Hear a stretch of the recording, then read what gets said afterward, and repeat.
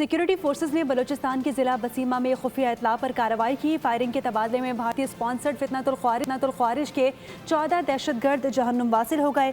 بے باکی سے لڑتے ہوئے وطن کا بیٹا لانس حوالدار محمد عباس شہید ہو گیا۔ صدر مملکت آصف علی زرداری، وزیر اعظم شہباز شریف اور وزیر داخلہ محسن نقوی نے فورسز کو خراج تحسین پیش کیا۔ پاک سرزمین سے دہشت گردوں کے کلا کامہ کا عزم۔ سیکورٹی فورسز کی ملک دشمنوں کے خلاف تابڑ توڑ کارروائیاں جاری ہے۔ خفیہ اطلاعات پر 8 جون کو سیکورٹی فورسز کی بلوچستان کے ضلع بسیمہ میں کارروائی، فائرنگ کا شدید تبادلہ، 14 خوارج جہنم واصل ہو گئے۔ فائرنگ کے تبادلے میں لانس حوالدار محمد عباس بہادری سے لڑتے ہوئے وطن پر قربان ہو گئے۔